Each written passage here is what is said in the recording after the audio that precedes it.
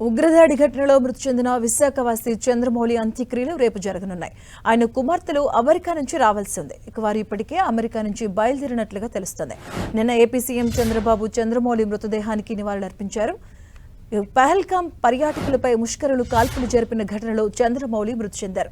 Visakha beach రోడ్డులోని Pandurangapuram జేఈవీ encourage అపార్ట్మెంట్లో భార్య నాగమణితో కలిసి ఉంటున్నారు. ఇక వీరికి ఇద్దరు కుమార్తెలు నిహారిక, అనిమృత. ఇద్దరికి వివాహమై అమెరికాలో స్థిరపడ్డారు. ఇక ఇటీవల ఒక అమ్మాయి విశాఖ వచ్చారు. 15వ తేదీన తిరిగి అమెరికా వెళ్లేందుకు ఆమెను చెన్నైలోని విమానం ఎక్కించారు. ఆ వెంటనే చంద్రమౌళి, ఆయన భార్య నాగమణి, మరో ఇద్దరు మిత్రుల కుటుంబాలు కశ్మీర్ పర్యటనకు వెళ్లారు. అక్కడ ముష్కరుల చేతిలో హత్యకు గురయ్యారు.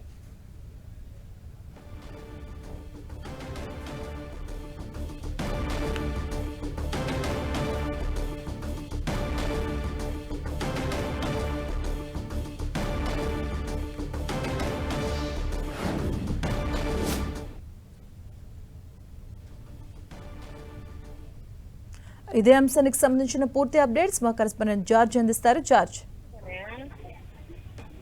ఇటీవల కాశ్మీర్ దాడిలో మృతి చెందినటువంటి చంద్రమౌళి మృతదేహానికి రేపు అంత్యక్రియలు జరగనున్నాయి.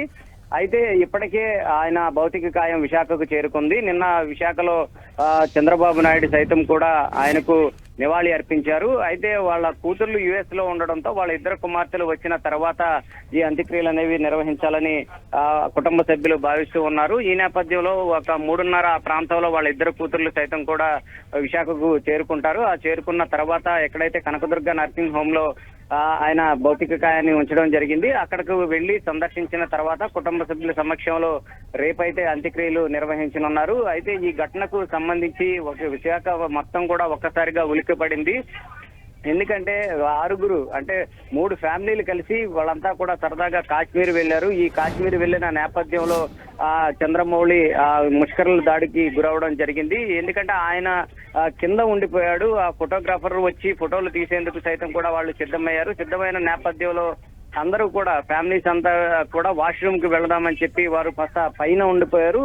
చంద్రమౌళి కింద ఉండడంతో ఒక్కసారిగా ఆయన ముష్కరుల దాడికి అయితే గురవడం జరిగింది. ఈ ఘటనకు సంబంధించి జిల్లా వ్యాప్తంగా సైతం కూడా ఇటు బీజేపీ, వైసీపీ, టీడీపీ శ్రేణులు సైతం కూడా తీవ్ర ఆందోళనకు గురయ్యారు. మరొక వైపు వైఎస్ షర్మిల సైతం కూడా 12:30 ప్రాంతంలో చంద్రమౌళి మృతదేహానికి నివాళులైతే అర్పించనున్నారు. ఏదేమైనప్పటికీ ఈ ఘటన మాత్రం విశాఖ వాసుల్ని కలిసివేసిందనే చెప్పుకోవచ్చు. Right, thank you George.